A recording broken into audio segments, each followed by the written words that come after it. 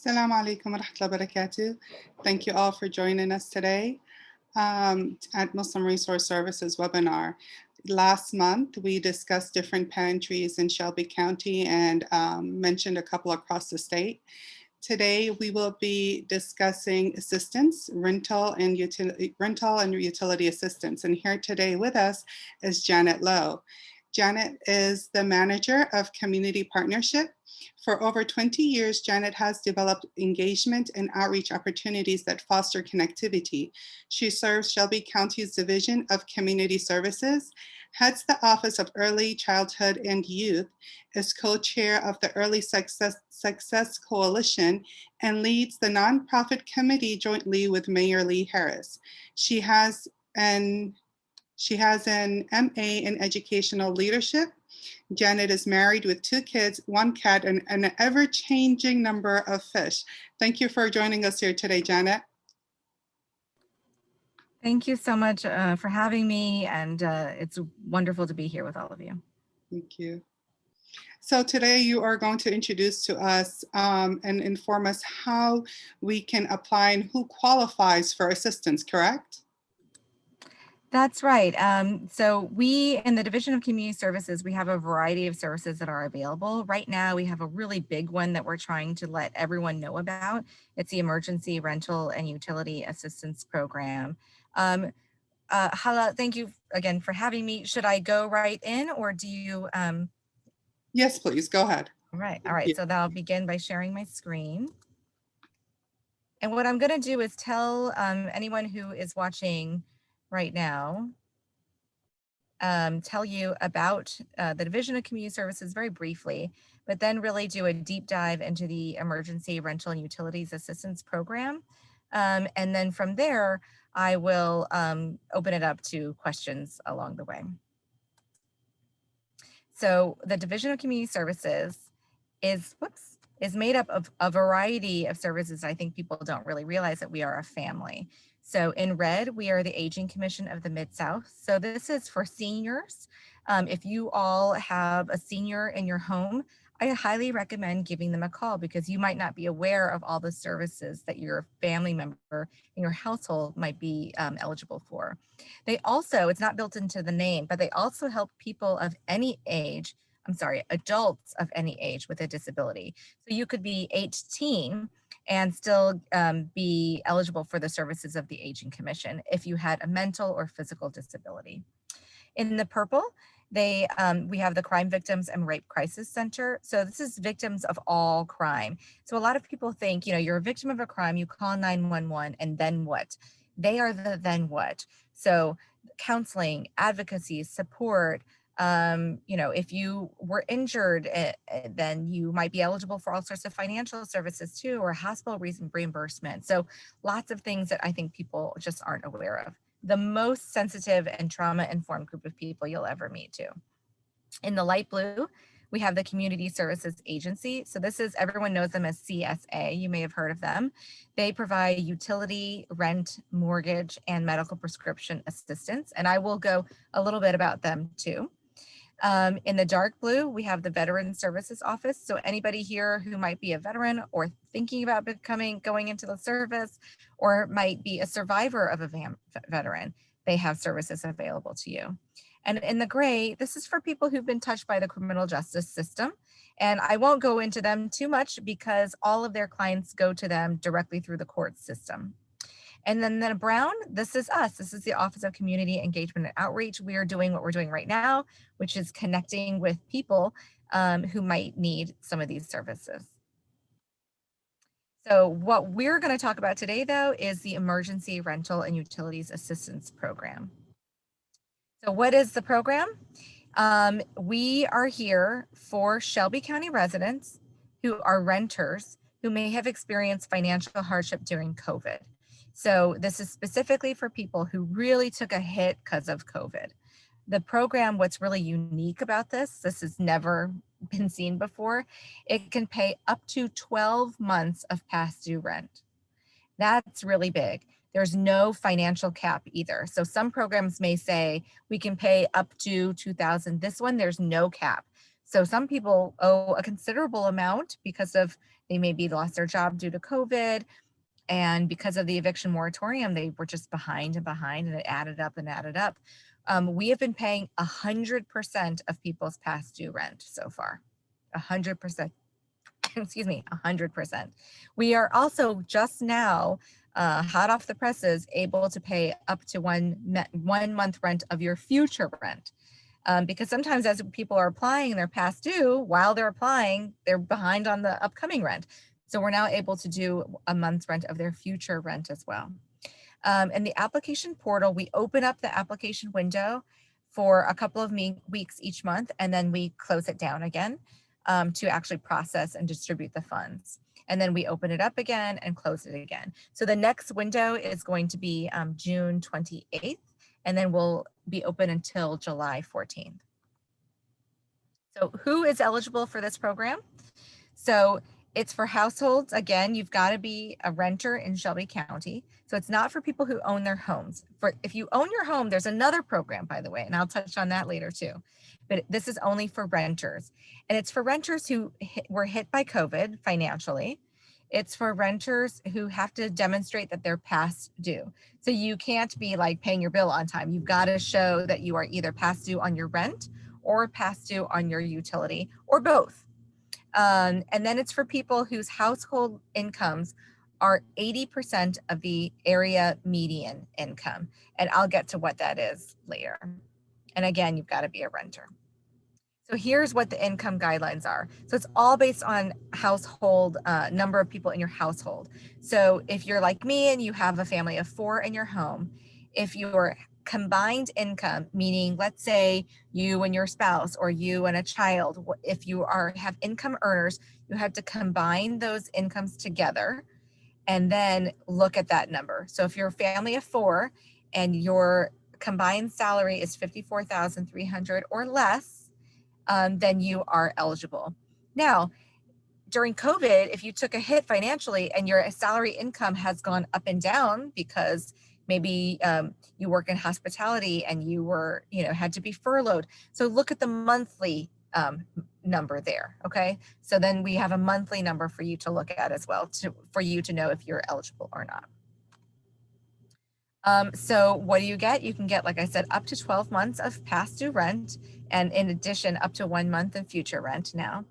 If you have an eviction case, this is very important. If you have an eviction case, you can get free legal counseling through this program, and you get connected to financial counseling, because what we want is for people to not need this service in the future.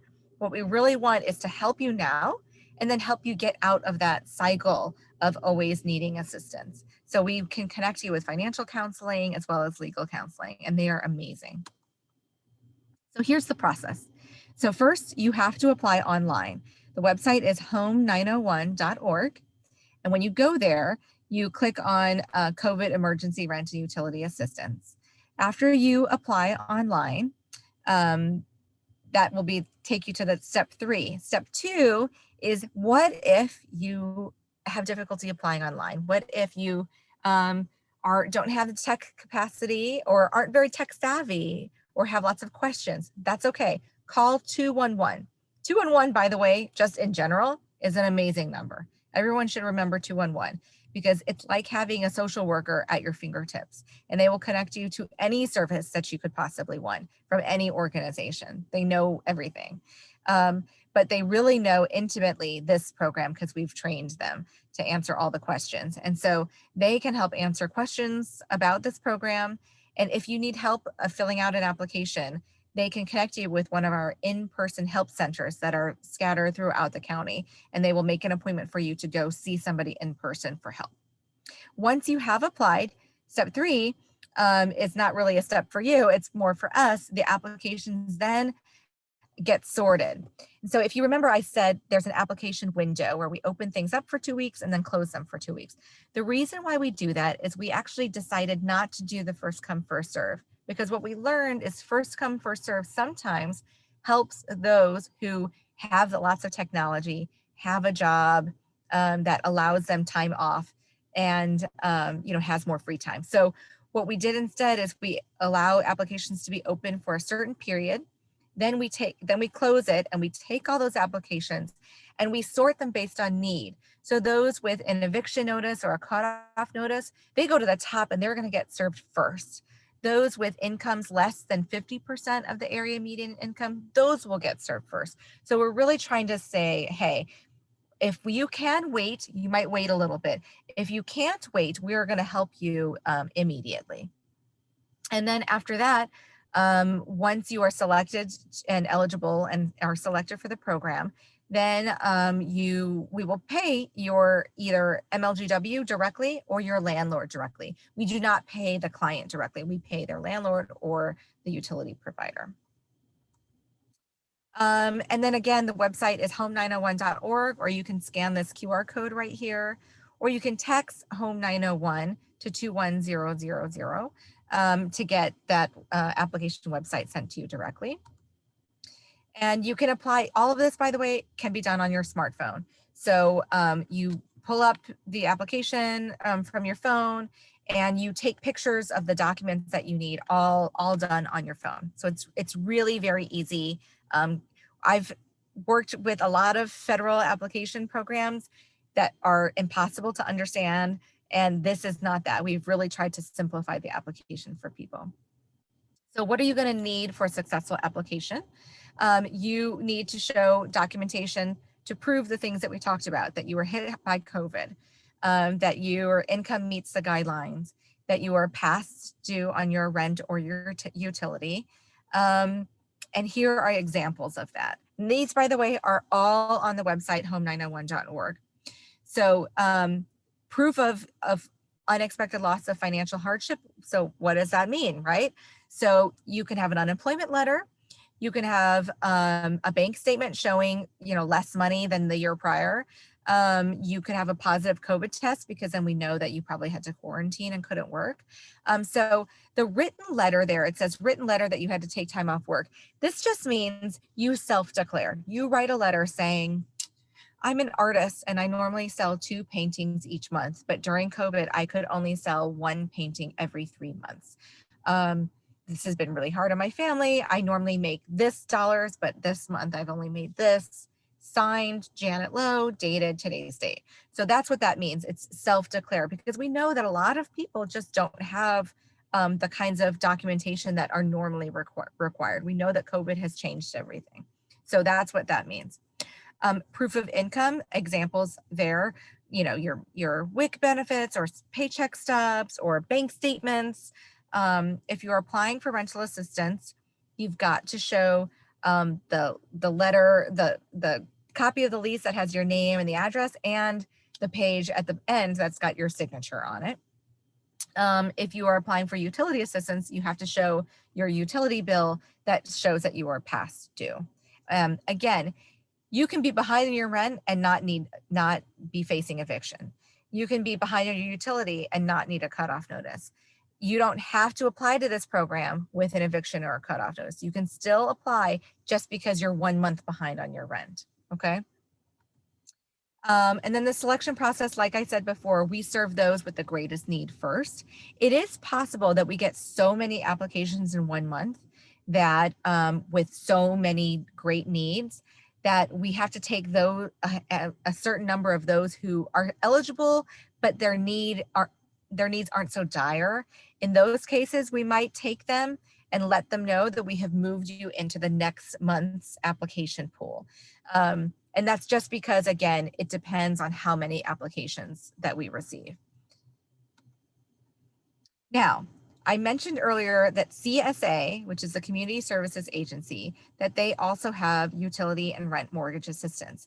So there are many similarities and it can be very confusing. I just want to let you know that it doesn't matter if you call the wrong number, we'll still connect you to them. We all work very closely together. We are not competing with each other. We are very much in partnership, but I do want to sort of clarify some things.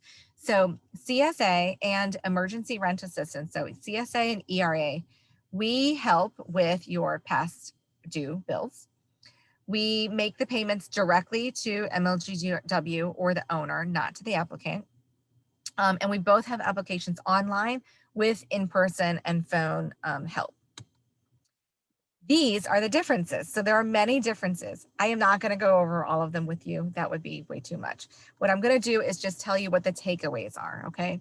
So if you need immediate service for utility or rent, I actually recommend that you go to CSA because we have that application window. So it doesn't start, for example, until June 28th. So if it's not June 28th and you need that now, do go to CSA because CSA has a utility assistance program that if you have a cutoff notice and say a senior at home or a young child in your home or someone who's disabled in your home, you can get your assistance in 3 days. All right, so CSA is going to be very, very helpful in that situation. And their rent assistance is also going to be helpful during those times when we are not accepting applications. And they are amazing. The difference is they have a cap. So it's $650 cap for utility. The last I heard, but it's always changing. The last I heard was $2,000 for their rent assistance. They also have mortgage assistance. So that's another big difference. Okay, so if you're an owner, a home owner, and you need mortgage assistance, CSA has mortgage assistance for you. If you are past due on your rent and you have an eviction notice, I do recommend ERA if it's during our application window, particularly if you have an eviction notice, because we connect you with financial help and free legal counseling as well. All right. If our application windows are closed, again, go to CSA. If you are nervous about submitting a social security number, CSA is going to require a social security number, whereas ERA does not. And we know that for any number of reasons, people might be anxious about that. ERA does not require a social security number at all. If you are low income and considered, on the income guidelines, but you weren't hit by COVID, meaning you're low income and you have been for a while and it wasn't related to COVID, then apply for CSA's assistance for their utility assistance because they do not have a COVID requirement. Just the ERA does, because our funding comes directly through the American Rescue Act. For those who already applied to CSA, all of CSA programs, you can only apply one time in a program year. And a program year runs October 1st through September 30th. So if you have already applied and received assistance through CSA, you can't apply again until their next program year. Whereas our program, you can apply again and again and again and again, as long as you need it. So that's another big difference between us. So that's why I say too, that if you have a really dire situation, apply to CSA, let them help you. And then you could still apply to us. Like, let's say you owe $900 in utility. CSA will pay up to $650, but then you could apply to us and get the remaining covered. Because like I said, we have so far been paying people's 100% of their balances. And I think that's it. I'll just stop now and see if there are any questions that you have for me.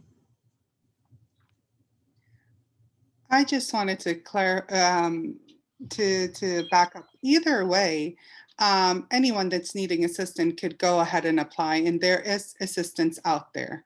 Am I correct?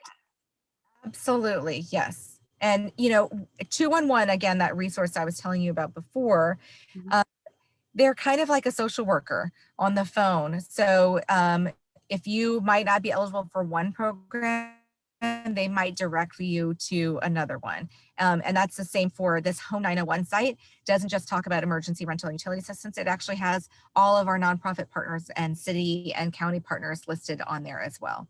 So there's tons of help out there for people, and it just depends on your circumstance. But this one is the one that is offering the most amount of help in terms of dollars to the greatest number of people right now.